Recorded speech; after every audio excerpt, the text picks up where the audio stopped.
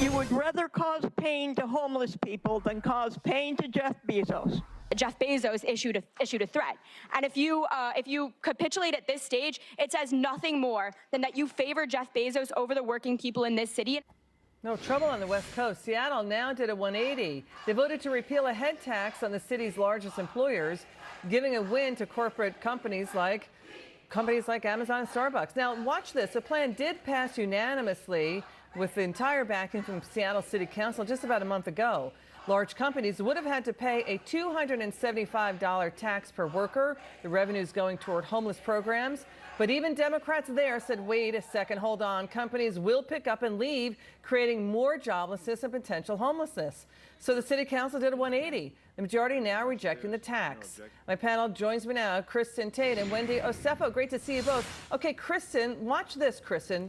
Even Democrats say this head tax doesn't work. Chicago Democrat Mayor Rahm Emanuel said when Chicago thought about it, he said, don't do it. It's a job killer. It destroys jobs. It's going to create homelessness. Your reaction? Yeah, the head tax would have hurt over 500 of Seattle's largest employers. It punishes companies for employing the city's residents. Boeing alone employs over 80,000 people in the Seattle area and could have been slapped with a head tax bill totaling tens of millions of dollars. And of course, the city council said they wanted to use the tax revenue to expand welfare programs for homeless people. But last year alone, Seattle spent over $50 million trying to solve its homeless crisis. That's over $16,000 per homeless person. And what do they have to show for it? More homeless people this year than they had last year. When you tax something, you get less of it. In this case, jobs. When you subsidize something, you get more of it. Homeless people. You know, Wendy, so Seattle, the city council made the right decision here. Wendy, your reaction to Washington Democrat State Senator Mark Mullet. He said, wait a second, if you think for half a second that these companies will not pick up and move and leave Seattle because of this head tax, you're dead wrong. We will lose jobs and create even more homelessness. What's your reaction to a Democrat saying that?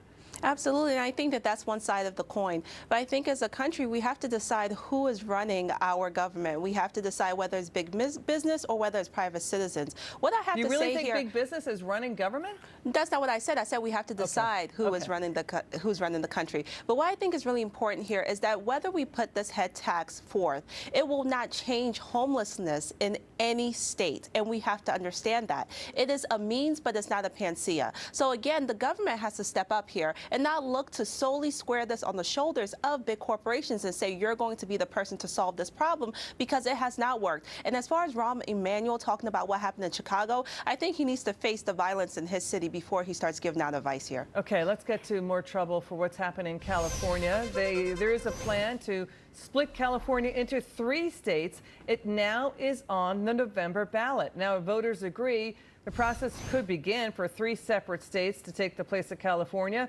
one primarily centered around L.A., the other 2 divvying up the counties to the north and south. Kristin, you know, this may not pass the California state legislature. They'd be basically voting themselves out of a job. Congress would have to approve it. But, you know, is this taking the temperature of conservative voters in California? They feel disenfranchised. What's your take? Yeah, I mean, I can see, you know, the heartland of California does tend to be pretty conservative. But if these people are unhappy with what's going on in the liberal cities, they should vote with their feet and just leave the state. That's already been going on for decades. But this plan to split Cali into 3 states, it's highly unlikely, as you mentioned. Both houses of the state legislature would need to approve the plan. They essentially putting themselves out of a job. So I don't think it'll happen. But it does speak to the real discord there in the state in terms of politics. Wendy, final word. California is not going to be split up into 3 different states. We all know that. But what I do think is incumbent upon officials in California is to make sure that they are looking at the issue around sanctuary cities. Yes. That's what's underpinning this move. You guys were great tonight, Kristin and Wendy. We want to have you back on real soon. Great stuff from you both. Really appreciate it. Thank you. We're going to be right back.